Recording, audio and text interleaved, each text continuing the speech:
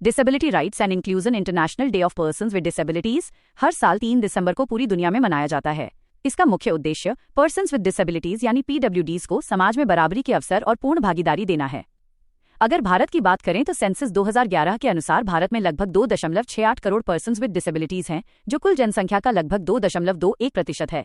भारत सरकार इन्हें दिव्यांगजन कहकर संबोधित करती है, जिससे ये संदेश दिया जाता है कि दिव्यांगता कमजोरी नहीं बल्कि एक क्षमता भी हो सकती है। अब बात करते हैं कि दिव्यांगजन को समाज में कौन कौन सी प्रमुख चुनौतियों का सामना करना पड़ता है। सबसे पहली चुनौती है एक्सेसिबिलिटी चैलेंजेस। भारत के अधिकांश पब्लिक बिल्डिंग्स में रैंप, टैक्टाइल पाथ और एक्सेसिबल टॉयलेट्स उपलब्ध नहीं होते। इसी तरह कई डिजिटल प्लेटफॉर्म्स में स्क्रीन रीडर, कैप्शन और अन्य असिस्टिव फीचर्स की कमी होती है। एक 2018 की गवर्नमेंट रिपोर्ट के अनुसार भारत में केवल 3% बिल्डिंग्स ही पूरी तरह एक्सेसिबल थीं। दूसरी बड़ी समस्या है इंक्लूसिव एजुकेशन गैप। स्कूलों और कॉलेजों में ट्रेंड स्पेशल एजुकेटर्स की कमी है और इंक्लूसिव लर्निंग इंफ्रास्ट्रक्चर भी सीमित है। इसी कारण 15 वर्ष से अधिक आयु के केवल 19.3% पीडब्ल्यूडीज ही सेकेंडरी एजुकेशन या उससे अधिक शिक्षा पूरी कर पाते हैं। तीसरी चुनौती है एम्प्लॉयमेंट और इकोनॉमिक एक्सक्लूजन। भारत में लगभग 1.3 करोड़ एम्प्लॉयबल पीडब्ल्यूडीज हैं, लेकिन उनमें से केवल 34 लाख लोग ही रोजगार में हैं। इसका मुख्य कारण है वर्कप्लेस डिस्क्रिमिनेशन, स्किल गैप और उचित वर्कप्लेस अकोमोडेशन की कमी। चौथी समस्या है हेल्थ केयर बैरियर्स। इलाज और असिस्टिव डिवाइसेस का खर्च काफी अधिक होता है। इंश्योरेंस कवरेज सीमित है और रिहैबिलिटेशन प्रोफेशनल्स की भी कमी है। साथ ही दिव्यांगजनों के लिए मेंटल हेल्थ सर्विसेज भी पर्याप्त नहीं हैं। इन चुनौतियों को दूर करने के लिए भारत में कई महत्वपूर्ण लीगल फ्रेमवर्क बनाए गए हैं। सबसे प्रमुख है rights of persons with disabilities act 2016। यह भारत में डिसेबिलिटी राइट्स से जुड़ा सबसे महत्वपूर्ण कानून है।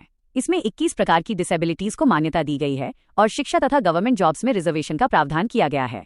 साथ ही पब्लिक इंफ्रास्ट्रक्चर को एक्सेसिबल बनाना भी अनिवार्य किया गया है। भारत ने UN convention on the rights of persons with disabilities यानी यूएनसीआरपीडी को 2007 में रैटिफाई किया था। इससे भारत ने अंतर्राष्ट्रीय स्तर पर दिव्यांग अधिकारों के मानकों का पालन करने का संकल्प लिया। इसके अलावा national trust act 1999, rehabilitation council of India act 1992 और scheme for implementation of RPWD act यानी सिप्डा भी दिव्यांगजनों के कल्याण और पुनर्वास के लिए महत्वपूर्ण है।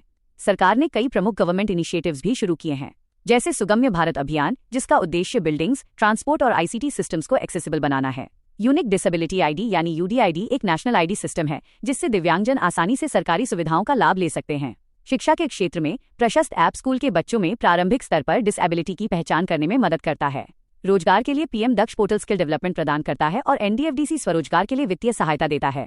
असिस्टिव डिवाइसेस के लिए एडिप स्कीम व्हीलचेयर और हियरिंग एड्स जैसे उपकरण प्रदान करती है, जबकि एलिम्को असिस्टिव टेक्नोलॉजी का निर्माण करता है। सामाजिक समावेशन के लिए दीनदयाल दिव्यांगजन रिहैबिलिटेशन स्कीम, दिव्य कला मेला और इंडियन साइन लैंग्वेज का प्रमोशन भी महत्वपूर्ण पहल हैं। अगर हम वे फॉरवर्ड की बात करें तो सबसे पहले आरपीडब्ल्यूडी एक्ट 2016 का सख्ती से कार्यान्वयन होना चाहिए। सुगम्य भारत अभियान को और विस्तार देना होगा ताकि यूनिवर्सल एक्सेसिबिलिटी सुनिश्चित हो सके।